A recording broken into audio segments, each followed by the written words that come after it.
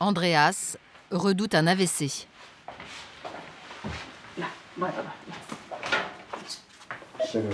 Alors, mon état est inquiétant? Dites-moi. Oui, et votre pression sanguine est très élevée. Le risque, c'est qu'il reste paralysé du côté gauche, pour toujours.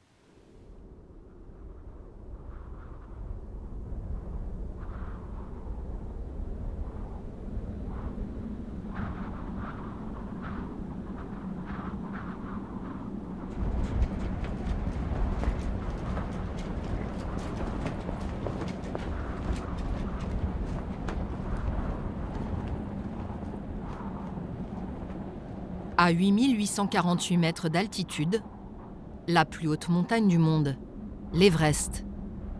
Un sommet mythique que chaque année des milliers de passionnés rêvent de conquérir. Mais peu y parviennent, tant l'aventure est risquée. C'est pourtant le défi de deux familles françaises. Là, tout le monde? Ouais. Hugoline, tu me regardes? Un pari un peu fou, surtout avec 4 enfants, âgés de 7 à 13 ans. Une aventure que Lilou nous raconte en dessin. Ouais, on va dire ça. Pendant 16 jours, ils vont marcher.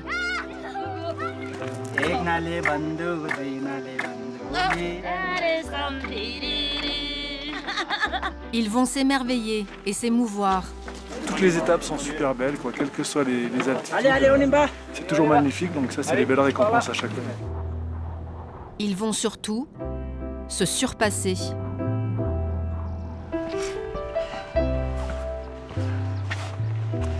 Dès qu'on fait un petit truc, qu'on court ou qu'on marche un peu longtemps, on est tout de suite épuisé, on est essoufflé aussi. Certains rencontreront leurs limites. On voit la souffrance des autres, sa souffrance. Et on se dit que ma foi, faut vivre ça maintenant. On est peut-être un peu dingue, peut-être. Attendez, hein. Voilà. Le docteur qui arrive très bien juste là. Sur la route, les risques sont nombreux. Et à 5000 mètres d'altitude, le danger est permanent. Ça va être compliqué de se poser. Le capitaine Vivek enchaîne les interventions. Attention aux hélices, on repart! Dans l'hôpital de Lukla, Andreas le médecin est souvent débordé. La plupart des trekkers devraient rester chez eux et ne pas s'aventurer dans ces hautes montagnes. Pendant 2 semaines, nous avons suivi ces Français dans leur périple sur le toit du monde.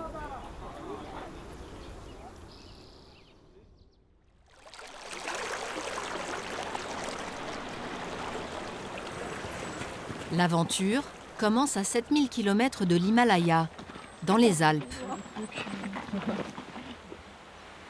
C'est là que vivent les familles Margueron et Damevin.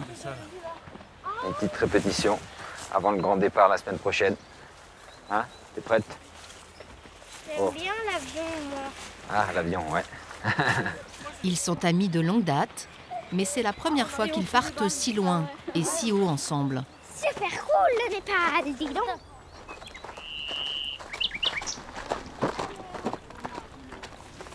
Tim est gardien de refuge. Olivier est sauveteur. Papa, on monte là-haut sur la crête. Viens, Hugoline, viens.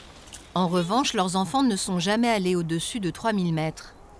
Et la plus jeune, Hugoline, a tout juste 7 ans. Il y a un petit peu l'altitude, l'inconnu de l'altitude pour elle. Sur les 4005, on ne sait pas trop ce que ça va donner. Jusqu'à 4000, je pense qu'il n'y aura pas de souci. Et voilà, c'est un peu l'inconnu pour l'altitude. Mais sinon, pour le reste, c'est pas de souci. Il y a la pêche là-dedans. Hein. Ouais, fais la maline. Allez, venez, on va regarder d'où on va partir et ce qu'on va faire. Non, tout en bas, regarde. Cherche Lukla déjà. Le départ a lieu dans quelques jours. Objectif, le Kalapatar, à 5500 mètres d'altitude, et son panorama unique sur l'Everest. C'est la poêle, elle avait déjà. Le grand challenge, c'est de se retrouver 3 semaines ensemble, 24 heures sur 24, à tout affronter ensemble, comme quand on se marie, quoi, pour le meilleur et pour le pire. Avec les enfants, enfin avec les amis, c'est ça. Ouais, là, on part pour le meilleur et pour le pire. C'est-à-dire qu'on sait qu'on va se retrouver parfois en face de conditions difficiles, mais on surmontera, quoi, qu'on va toujours tout surmonter. Mais c'est ça qui est génial. En prévision du pire, Isabelle, l'ancienne infirmière, essaie de penser à tout. L'aspirine, l'OBO, on a pris de la vitamine C. Non, prends un. Non, t'en as pas besoin. On a pensé aux pathologies classiques de nos enfants, le rhume, la bronchite, l'otite. S'il y a quelque chose de plus grave, et ben voilà, on fera ce qu'il faut au moment venu, mais voilà, on ne souhaite pas, mais c'est vrai qu'il faut quand même imaginer. Se dire que voilà, on est quand même loin, il n'y a pas de service médical tout proche quand même, il faut être bien conscient de ça, au Népal, on est quand même loin de tout, quoi. C'est quand même pas la même dimension aussi de partir avec ses enfants que de partir tout seul. Pas la même responsabilité, on va dire. Une sous-couche polaire, t'as pris ça? Un sous-pantalon, j'ai mis, et un short ou un Bermuda, c'est bon, on y est. Ils prennent pour les cahiers pour dessiner, c'est bon, on y est.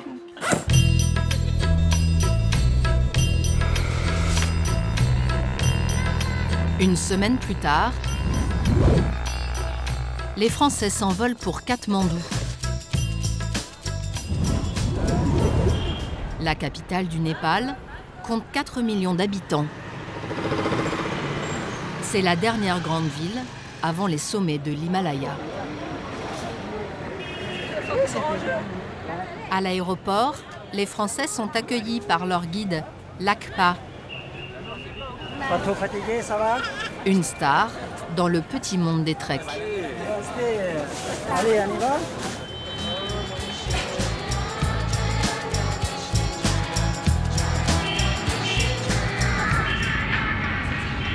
En fait, ils aiment klaxonner. Hein. Ah, ils adorent, c'est leur mode de communication.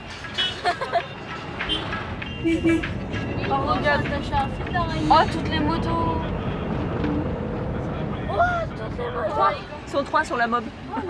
Un enfant devant, un enfant derrière. C'est sympa Katmandou, mais c'est totalement le souk. Il y a beaucoup de pollution aussi, donc on n'est pas habitués, nous, du coup ça pique un peu les yeux et tout. Après les embouteillages, l'aventure continue dans les airs, à bord d'un petit coucou. Les enfants ne sont pas très rassurés.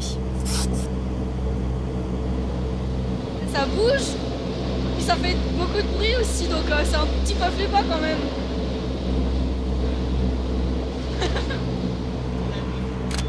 Derrière son appareil photo, Patricia, 54 ans, une nouvelle dans le groupe. Pour l'instant, elle ne connaît pas ses compagnons de voyage. Il va falloir passer entre 2 montagnes. C'est très dangereux quand il y a du mauvais temps. Mais ne vous inquiétez pas, on va y arriver. Aujourd'hui, nous avons de la chance. La météo est avec nous. C'est ici que l'aventure commence. L'aéroport de Faplou est connu pour être particulièrement dangereux. Une petite piste de 400 mètres de long, à flanc de montagne.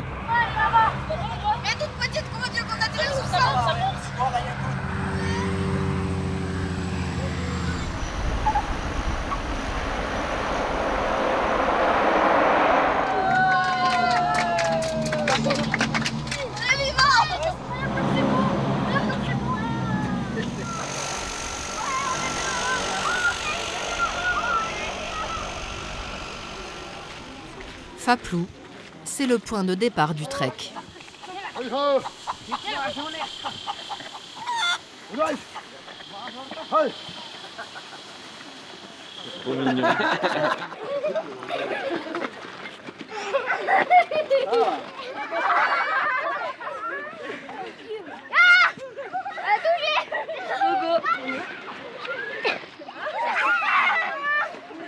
C'est là qu'on se rend compte qu'on n'a pas besoin de savoir parler népalais.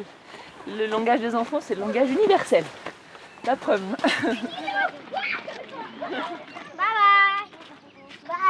Zam, zam, zam. Zam, zam, c'est on y va, on y va. Allez, les enfants, allez hop. Lakpa les guide jusqu'à son village natal, à 3 jours de trek.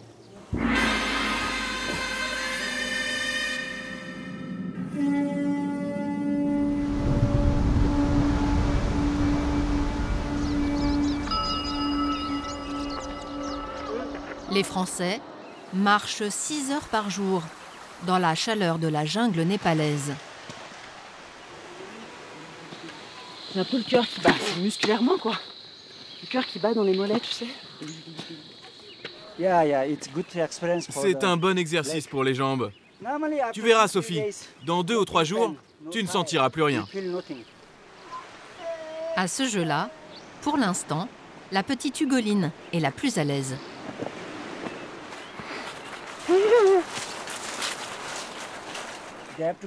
Nous devons aller tout là-bas. Il y en a encore pour 3 heures de marche. La route qu'ils empruntent est le chemin historique qui mène à l'Everest. Une fois ouverte par les premiers conquérants du sommet en 1953, aujourd'hui délaissée par la plupart des touristes. Les touristes ne viennent pas ici. Ils prennent un vol pour arriver directement plus haut. Ils veulent voir tout de suite les belles montagnes. Peu de gens marchent comme nous ici. Ce soir, les Français vont passer la nuit dans le village de leur guide, à Karikola.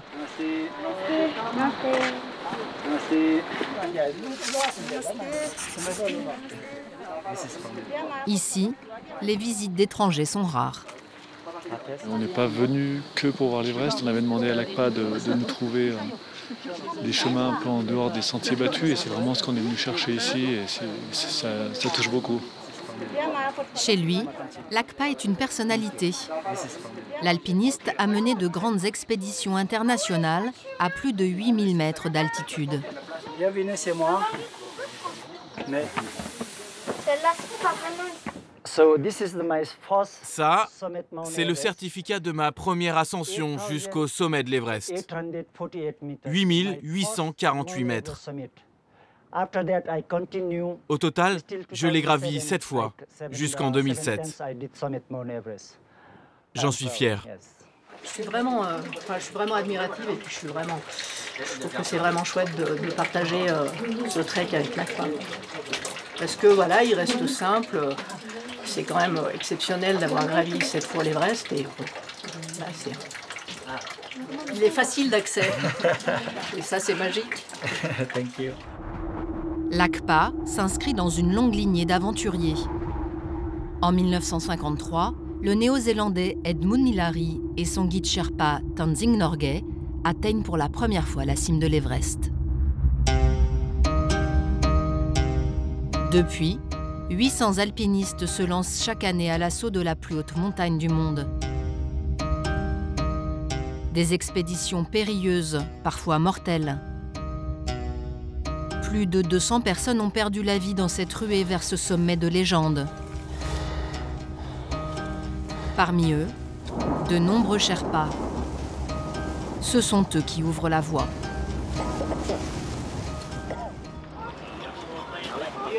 Nous les retrouvons dans la vallée du Khumbu. 8 porteurs participent à l'expédition des 2 familles françaises. Ça va se passer le Sherpa maintenant. C'est ça, le porteur à nous. Ouais, c'est ton sac, regarde. Ouais, c'est mon bague. Allez, allez, courage. Tu te rends compte tout ce qu'il a sur le dos?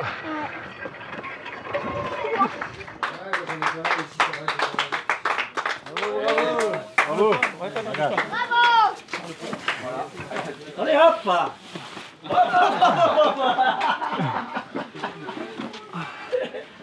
Allez. Ouais, bah, chapeau bas. Hein. Ah, ouais. Chapeau bas. Ah ouais. Ouais, la journée, ça te calme. T'as vu le coup là? Voilà, ça t'écrase les longs. Les muscles derrière là. Les cervicales là. Vraiment, c'est lourd. Ces dernières années, pourtant, les conditions de travail des Sherpas se sont nettement améliorées. Enfin, t'arrives toi. Allez les gars, je sais que c'est difficile, mais vous savez, faut bien gagner sa croûte. Moi aussi j'étais porteur, je sais ce que c'est. Et je peux vous dire qu'à l'époque, c'était bien pire. On était considérés comme des mules. Ils doivent porter 35 kilos, pas plus. Ça, c'est la règle. Sinon, on doit payer un extra.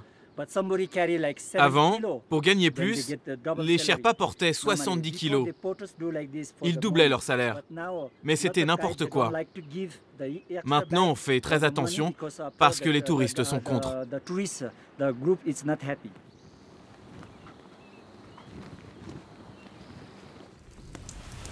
Ce soir, l'ACPA fait partager un repas traditionnel à ses clients français. Ça, ce sont des momos, comme des raviolis. Cette soupe, elle vient aussi d'ici, de Caricola. J'aime bien traîner en cuisine et voir comment ils préparent le repas. Tous les produits doivent être frais.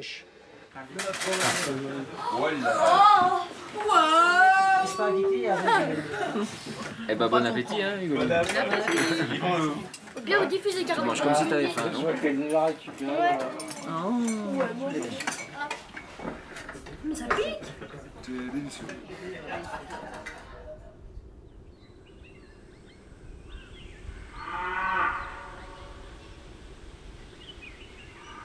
Ce voyage, les Français le préparent depuis 1 an. Au pays du sourire, les parents espèrent offrir à leurs enfants une leçon de vie, une ouverture sur une autre culture.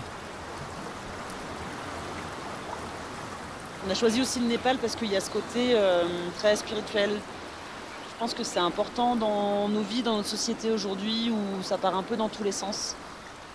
Il émane de ces gens un bonheur.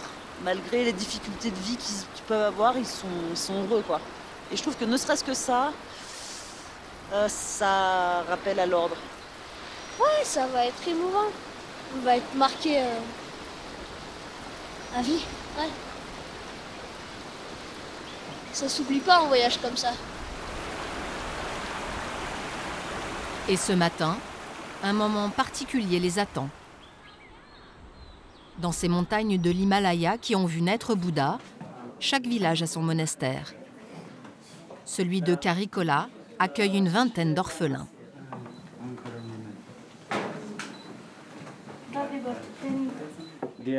C'est un grand honneur pour les lamas de nous recevoir. Ils nous souhaitent la bienvenue et ils le font avec du thé et des écharpes. Ici, on appelle cela des katas. C'est comme en France quand on s'offre des fleurs. On les trouve trop beaux, nous. Les cœurs tenus, là, avec orange et bordeaux, là, c'est quand même... C'est super coloré, c'est chouette, quoi. On a la chance d'être dans le village de l'ACPA, donc c'est quand même sympa. Lui, il est très respectueux de ce qui se passe dans la vie de Sherpa, quoi. Donc ouais, c'est chouette.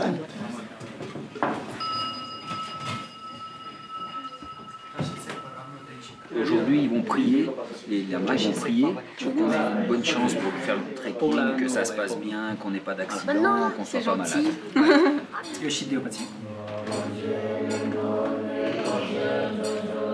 Des mantras de protection.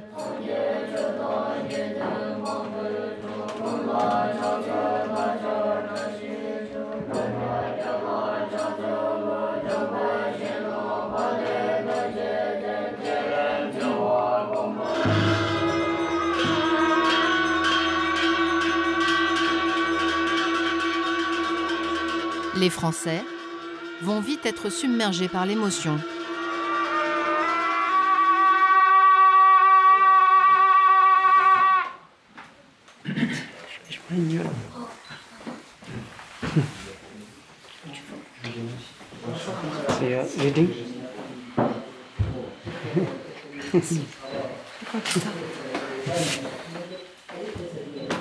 Je suis toujours très très touchée. Et c'est vraiment bien que cette culture perdure, quoi. Voilà, c'est vraiment important. Donc je pense que ouais, on a de la chance.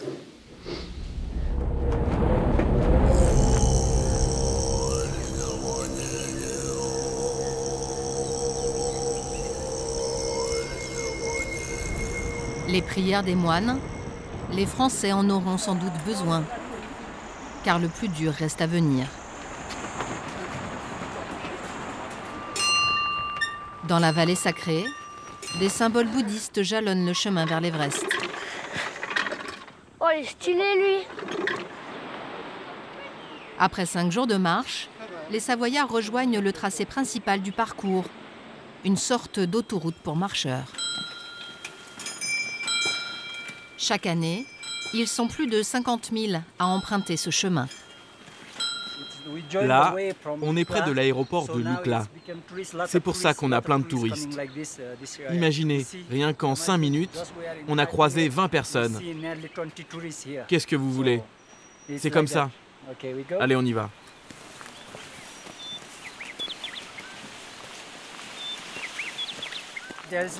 Il y a plein de monde sur la route, les enfants. Faites attention où vous mettez les pieds. Hugo, il ne bouge plus. Ah, lui, il est blessé. Ouais, il est blessé. Ouais. Allez, vas-y, maintenant. Entre les dizaines de marcheurs et les caravanes, certains passages donnent même lieu à des embouteillages, comme la traversée de ce pont suspendu à 60 mètres du sol. Attendez, hein.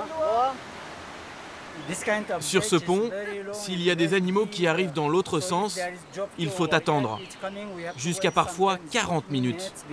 On ne peut pas traverser. Attendez bien là. Regardez en face, il y a un troupeau de yaks qui arrive. Écoute, hein, on n'a pas envie de basculer en bas, donc on va attendre, sagement. Sur la passerelle, certains trekkers font demi-tour en courant. Restez pas ici, viens là. Regarde, avec les sacs, t'as vu la place que ça prend? D'autres forcent le passage, mais au milieu du pont, une marcheuse est prise au piège. Elle se fait piétiner par un yak. C'est n'importe quoi. Oh. T'as vu, elle commence à tomber là, la madame. Elle a failli passer par-dessus le pont. Après plus de 20 minutes d'attente, les Français peuvent enfin s'élancer.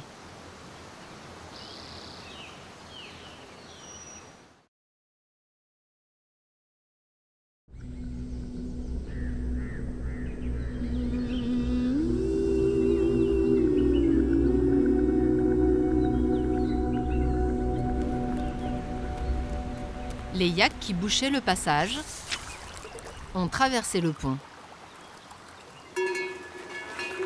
Les Français s'engagent. C'est parti.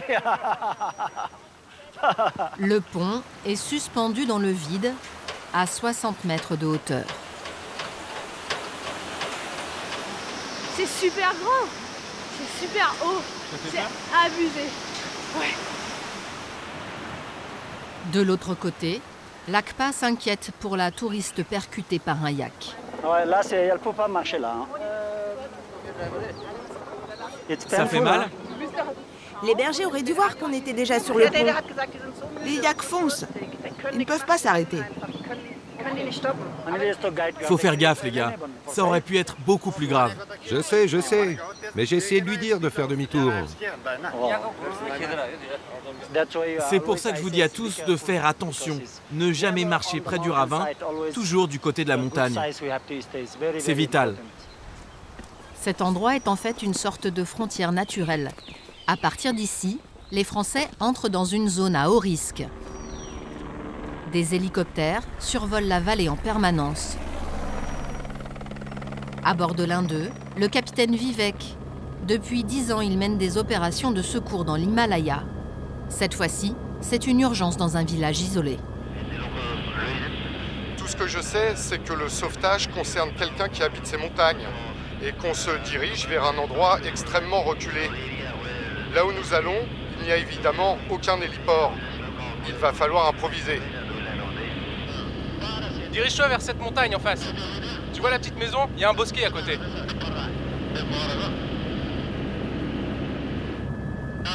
Ça va être très compliqué de se poser ici. Les pilotes de l'Himalaya sont parmi les meilleurs du monde. Le capitaine Vivek doit atterrir dans ces champs en terrasse. Il faut vraiment être très précis. Première approche, le sol se dérobe.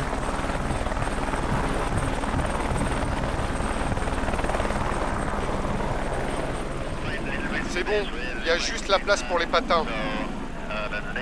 À présent, ce sont les pales qu'il faut surveiller. Je dois m'assurer qu'elles ne touchent surtout pas le sol. À cette altitude, chaque sauvetage est un défi. Attention aux hélices, on repart! Plus on monte, plus les risques sont élevés. Imaginez-vous à très haute altitude, il faut tout calculer. La quantité de carburant, le poids des passagers, la force du vent. C'est extrêmement dangereux de voler dans ces conditions. Mais on ressent tellement de plaisir quand on sauve des vies. Voler, c'est notre devoir. Le capitaine Vivek prend la direction du seul hôpital de la région. On va se poser. Celui de Lukla. Au sol, Andreas, un médecin suisse. Il est ici comme bénévole. C'est le seul docteur en poste de la vallée. L'auscultation commence à même le sol. C'est quoi le problème? C'est cette jambe? Oui, docteur. Vous êtes tombé? Oui. Et cette jambe, ça va? Oui, ça va, mais celle-là, je sens plus rien du tout. Venez, on va le poser là. C'est sérieux, je crois. Je pense que c'est cérébral, malheureusement. Il sent sa jambe, mais il ne peut plus la bouger. Il n'a pas de douleur, c'est mauvais signe. Andreas redoute un AVC.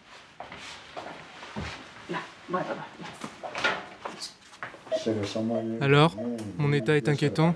Dites-moi. Oui, et votre pression sanguine est très élevée. Le risque, c'est qu'il reste paralysé du côté gauche, pour toujours. C'est un problème. Pour les gens ici, ils ne peuvent plus vivre dans le village. C'est un homme pauvre. Que va-t-il faire? Sa situation me fend le cœur, vraiment. Construit il y a 13 ans, l'hôpital soigne 700 personnes chaque mois. Les malades affluent de toute la vallée. En général, quand la douleur est insupportable. Alors, qu'est-ce qu'il se passe? Et bien sûr, en haute saison, les treks apportent leur lot d'accidents. C'est terrible. Il a marché avec cette blessure? Mets le pansement ici, et là tu en mets un autre. Purna est porteur depuis 8 ans. J'ai d'abord besoin de comprendre ce qu'il s'est passé. J'avais un bidon sur le dos. Le bouchon a dû s'ouvrir.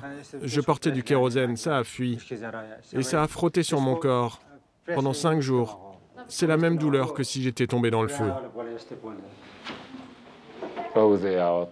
Ils sont maltraités, ils sont mal payés, et s'ils ont des accidents, les frais de santé ne sont pas remboursés.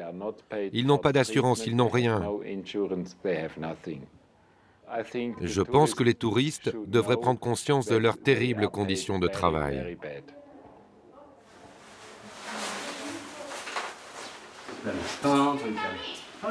Quelques heures plus tard, il nous faut un médecin. C'est une marcheuse autrichienne en grande détresse qu'Andreas prend en charge. Asseyez-vous. Enlevez votre blouson.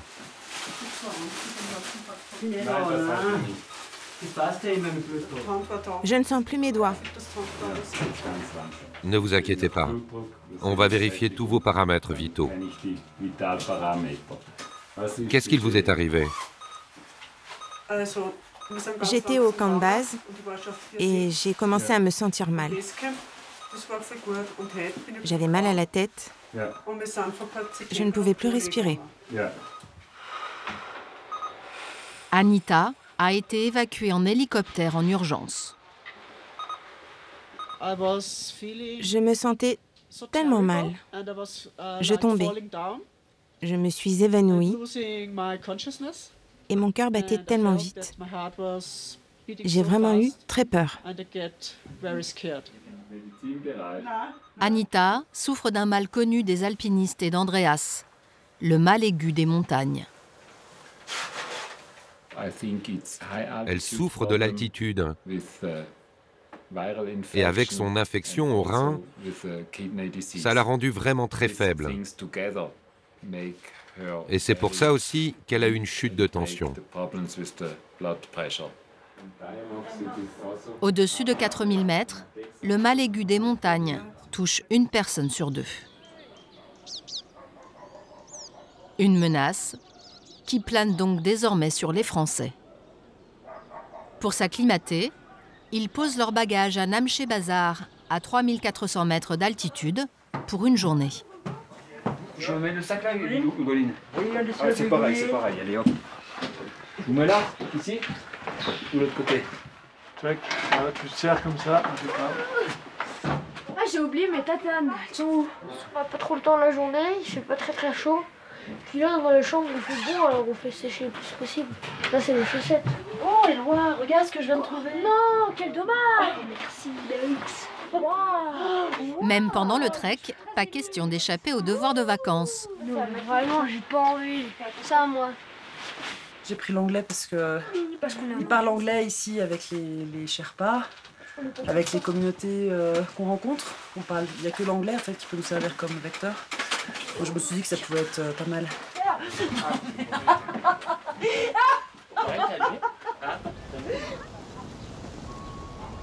Pour les enfants, l'anglais se travaille aussi au contact des commerçants.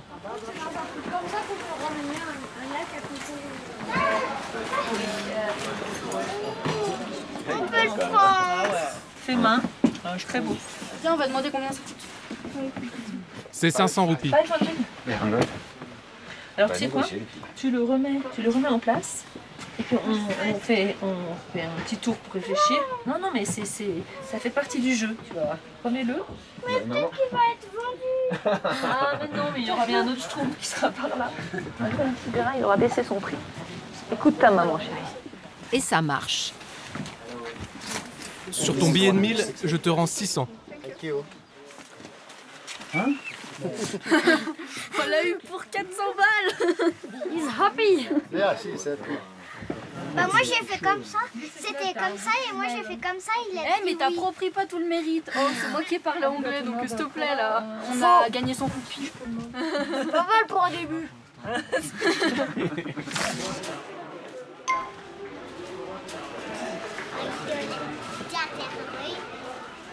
Mais la récréation sera de courte durée.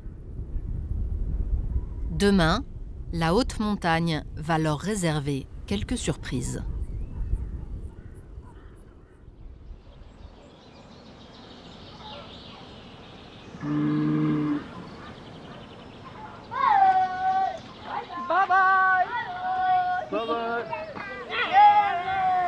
C'est le début de la seconde partie de l'aventure, la plus difficile.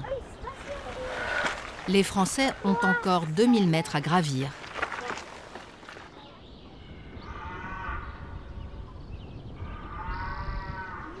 Gigantesque! Oh, c'est trop beau! On en prend plein la tête aujourd'hui encore. Les premiers sommets enneigés. Et très vite, les enfants sont confrontés au premier effet lié à l'altitude, le manque d'oxygène.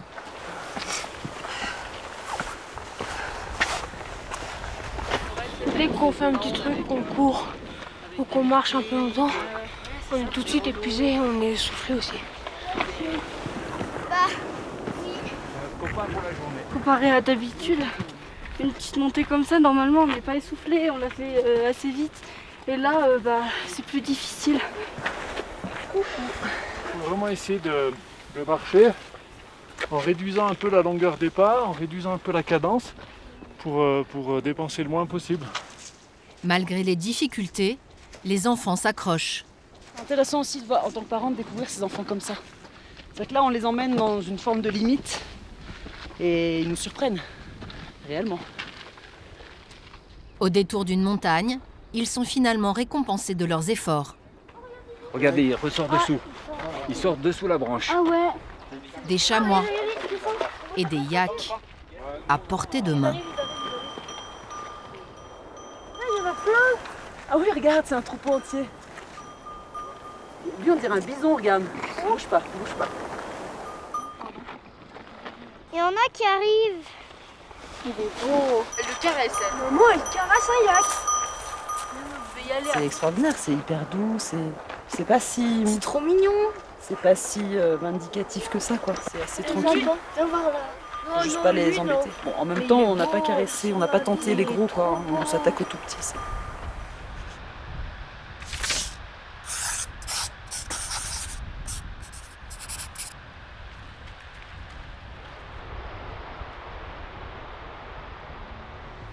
Et soudain, après 8 jours de marche, le sommet de l'Everest, enfin, derrière un nuage. Patricia, un petit bout de saucisson. Lilou, t'en vas beau? C'est quand même cool hein, de manger du sauce devant l'Everest. Que demander de mieux?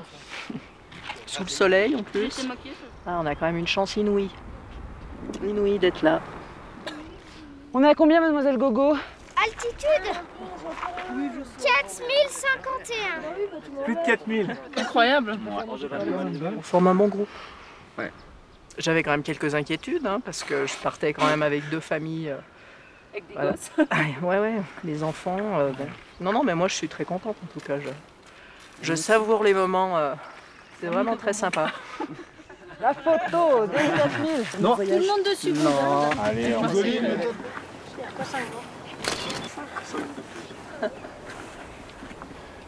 Au même moment, de l'autre côté de la vallée, Pasang, une jeune népalaise de 29 ans, se lance elle aussi dans une ascension périlleuse. Il y en a pour combien de temps? Encore 4 heures? Pasang travaille pour une grande chaîne hôtelière. C'est un hôtel spécial. En très haute altitude, très authentique. Là-bas, il n'y a pas d'autre hôtel. C'est très isolé. Aujourd'hui, Pasang a une mission particulière. Elle doit réouvrir un hôtel à 4250 mètres d'altitude, le plus haut de tout l'Himalaya. Je dois inspecter l'hôtel car dans une semaine, nous avons un grand événement. Un petit déjeuner d'inauguration avec 17-18 personnes et je dois m'assurer que tout est prêt. Depuis 2 ans, Pasang n'était pas retourné dans son hôtel de Kongdae. Depuis ce jour d'avril 2015. Ce jour-là, un séisme très puissant secoue le Népal et fait 9000 morts. Il déclenche une avalanche sur l'Everest. Bouge, bouge! Le tremblement de terre tue 21 alpinistes.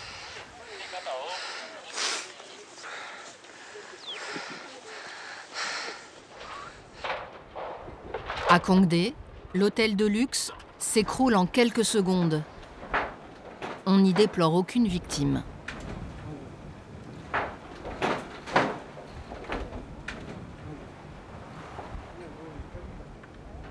Ce n'est plus qu'un champ de ruines ici.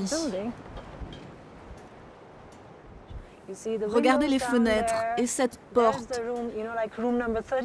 Chambre 34, c'était ma chambre avant. C'est très triste de voir tout ça. Surtout que j'étais très attachée à ce lieu. Oui, ça me fend le cœur de voir ça.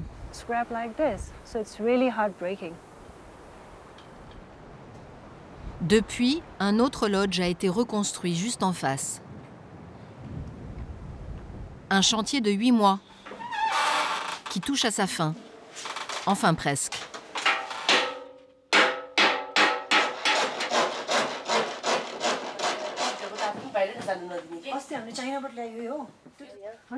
Et ils vont réussir à tout faire? Oui, ne t'inquiète pas. Les menuisiers vont venir demain pour recouvrir les murs. Je me fais un peu de soucis quand même. Ça va aller.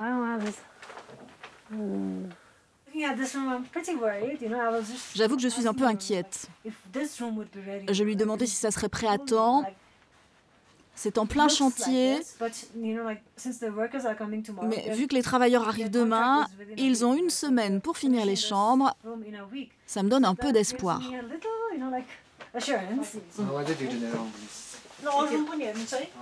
L'inauguration est prévue dans 1 semaine.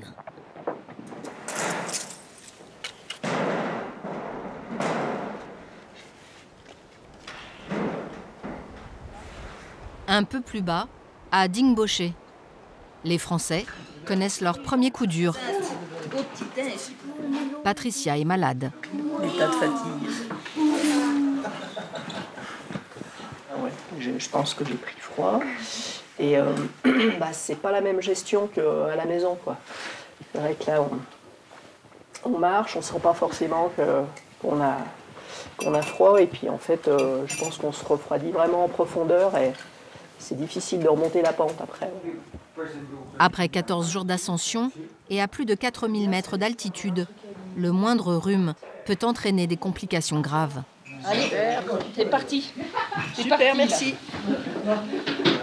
Le but, c'est qu'on arrive tous en haut. Alors, on va essayer de s'aider un peu les uns les autres. Donc, on va y arriver. Avec tous nos petits remèdes là. Hein, tac. La pharmacie. Ça, c'est chaud.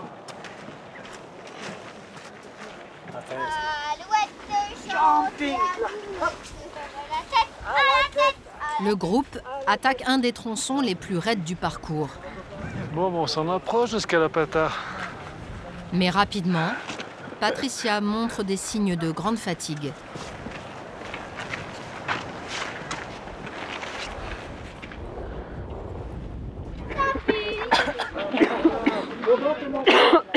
Ne marche pas trop vite. Prends ton temps.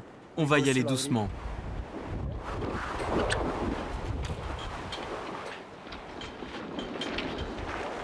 Devant, les familles creusent l'écart. Allez, on franchit la ligne d'arrivée au ralenti. Oh, bon, mamie, c'est bien, c'est bien. On a dépassé le Mont Blanc, ma chérie. Yes! Faut commander le repas. Allez, Patricia! Patricia les rejoint au prix d'immenses efforts. Hop. Un peu dur, ouais, j'ai un peu les poumons en feu. Et puis l'air qu'on respire est frais, tu vois, j'ai essayé de mettre mon bandana comme ça pour filtrer, mais ça fait mal. Mais bon, voilà, je suis montée quand même. Hein. C'est une sacrée montée, quoi. Là, on prend vraiment du dénivelé d'un coup. Et physiquement, elle est vraiment dure.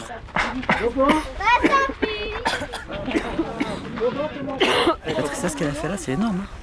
Elle a un bon moral, je pense. Les trekkers atteignent l'Obuché, à 4930 mètres d'altitude. C'est la dernière halte avant l'ultime ascension, celle du Kalapatar, mais aussi la plus difficile. Ce soir, c'est l'anniversaire de Patricia.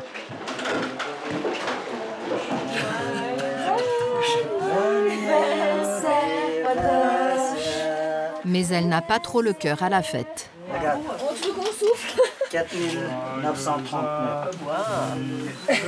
Magnifique. Super, merci beaucoup. Je suis très touchée. T'as des couleurs en tout cas, ça on pourra pas l'enlever. Ouais, bah, pas là, Tu bouillonnes. Je bouillonne. Petit sourire, Patoche, allez, un petit sourire. Ça se verra pas que t'avais 42 fièvres. Son état de santé s'est aggravé dans la soirée. Bon, t'as intérêt à vite récupérer. Hein. Ouais. Allez. La Savoyarde n'a plus qu'une seule nuit pour se remettre sur pied. Ah bah si, elle est juste là, t'as du là, tes pieds. Patricia, t'as le saucisson à portée de main parce qu'on habite toujours en face, toi. Donc si ça va pas, un coup de sauce. Non, bien. Ouais. Mais à demain matin. Abandonner si près du but serait pour Patricia une terrible déception.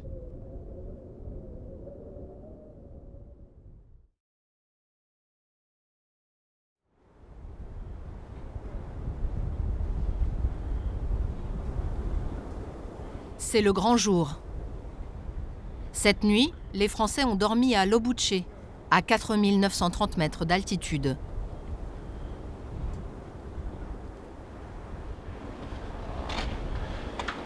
Je vais les réveiller.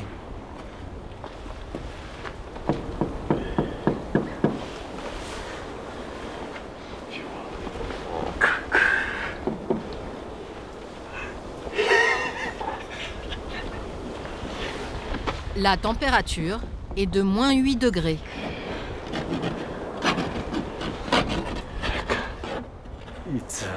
Il fait tellement froid que personne ne veut sortir du lit. Même moi, j'ai eu du mal à me tirer de mon sac de couchage. Ce matin, on a tous la flemme. Il faut toute l'énergie d'Hugoline pour réveiller la troupe.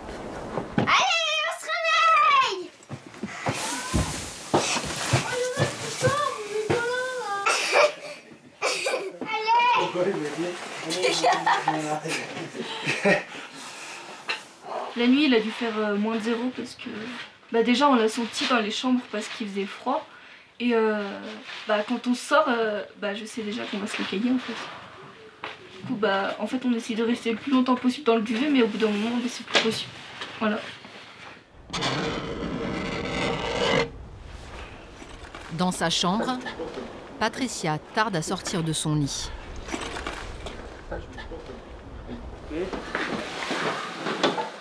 Le groupe se prépare au départ autour d'un petit déjeuner consistant. Mais Patricia n'est toujours pas là. Moi, ça m'est déjà arrivé de manger salé, mais jamais des patates au petit-déj. Non, mais les patates d'ici, elles sont trop bonnes. Elles sont sucrées, elles sont trop bonnes.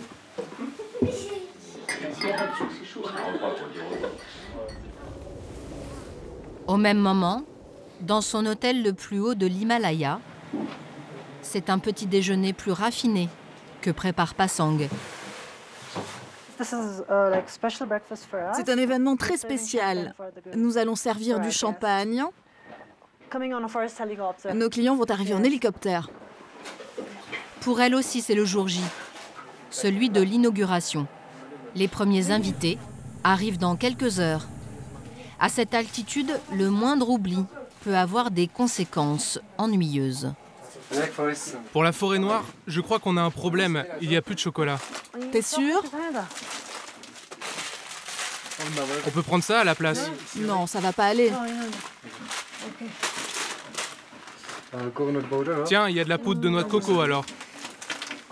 Tu crois? Allez, on essaye. Il n'y a pas de chocolat, alors le chef a une bonne idée. Il veut faire une forêt blanche avec ce qu'il reste dans les placards.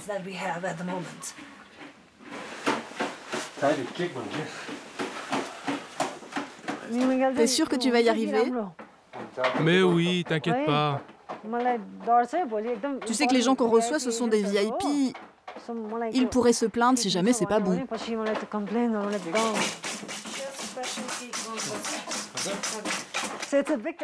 C'est risqué pour lui et pour moi.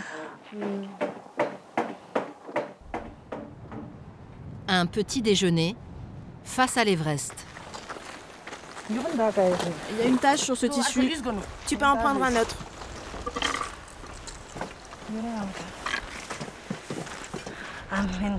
Faut que je me dépêche.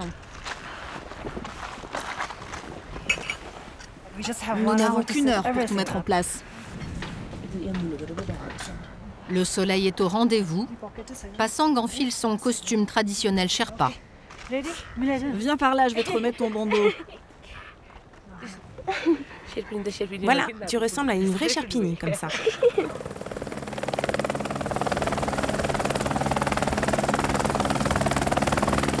Viens, mets-toi à côté de moi.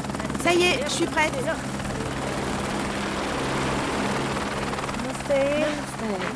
Thank you very much. Thank you. Namaste. Thank you. Pour cette vue, les clients ont déboursé $250 chacun.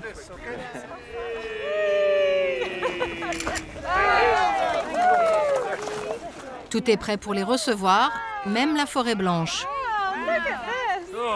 On dirait de la neige.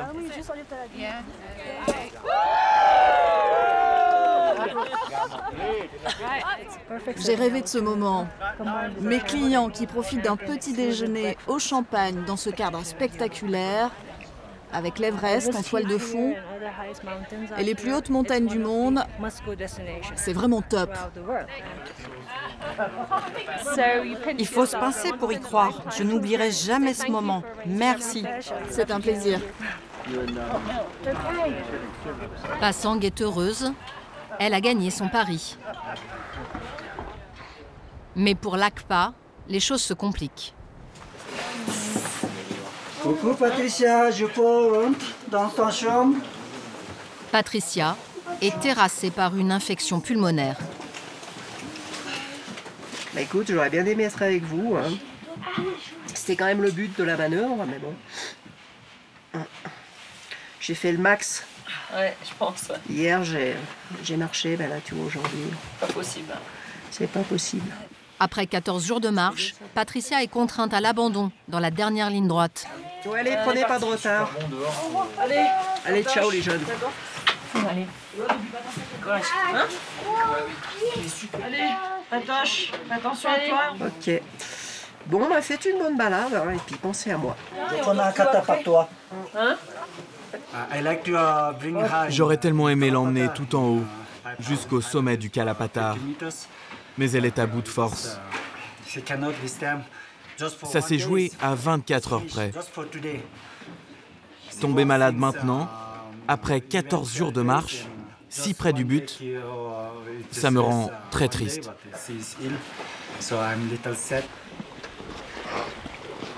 La dernière marche se fait en silence. Le forfait de Patricia a atteint le reste de la troupe. Mais très vite, les choses se compliquent encore. Un autre abandon met en péril l'ascension. Allez, on continue tout doucement, Lilou. Voilà. Hop, on marche par là. Pourquoi pas.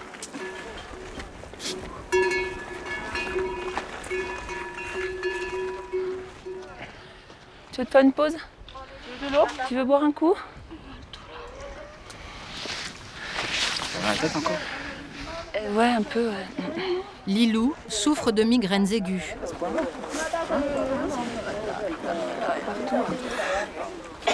C'est le premier symptôme du mal des montagnes. Son cerveau n'est pas assez alimenté en oxygène. Si la douleur persiste, elle devra redescendre.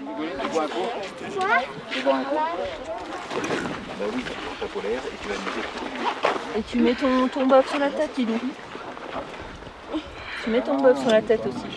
Pour le moment, Tim et Isabelle prennent le risque de continuer. Prends-toi un peu là. Ah, ça va aller. C'est vrai qu'on peut se faire du souci quand même, un petit peu. Mais bon, Lilou, elle a tendance à avoir mal à la tête aussi parfois quand elle est malade, tu vois. C'est son premier signe en fait. Donc là, c'est peut-être un peu accentué, tu vois. Maintenant, on va prendre notre temps. Et s'il faut mettre 2 heures de plus, on mettra 2 heures de plus, c'est pas grave. On a déjà Patricia en moins. On va essayer de continuer tous ensemble.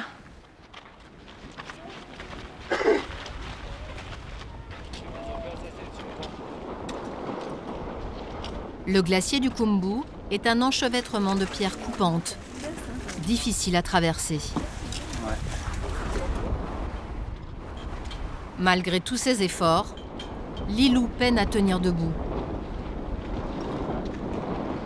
Non mais sérieux, moi dans cet état arrivé au sommet du Kalapatar, faut pas rêver. Hein.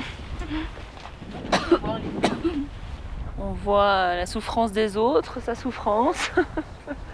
Et on se dit que ma foi, faut vivre ça maintenant. On est peut-être un peu dingue, peut-être. On est peut-être un peu foufou d'être venu là. Allez viens, je t'emmène. Viens, je t'emmène. Encore une poignée de foulées. Ce sont les plus difficiles. À cette altitude, chaque pas est un effort supplémentaire.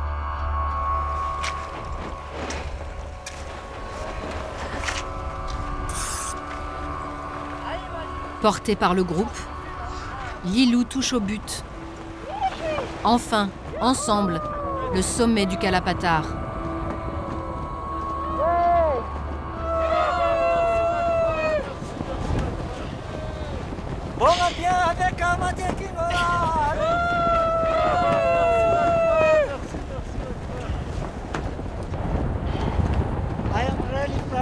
Je suis fier de vous. Et en plus aujourd'hui, le ciel est dégagé. Quelle récompense! La plupart des marcheurs n'ont pas cette chance de voir aussi bien l'Everest. Il est là, à portée de main. Regardez-moi ça. À 5550 mètres d'altitude, l'Everest n'a jamais été si proche. C'est trop beau. Les montagnes, et puis il y a l'Everest, et c'est trop beau, c'est juste trop beau. C'est le plus haut sommet du monde et c'est dingue de le voir. C'est incroyable. Incroyable. Voilà, la famille Dunban est accrochée à côté de la famille Margaro. Oui, on n'a pas fait tout ça pour rien. Bravo nous. On est trop contents. On sent à Patoche qui a pas pu monter parce qu'elle était malade. Du coup, on lui a promis qu'on lui écrirait son kata et qu'on l'accrocherait. Du coup, on le fait maintenant. Leur nom flotte désormais juste en face de l'Everest.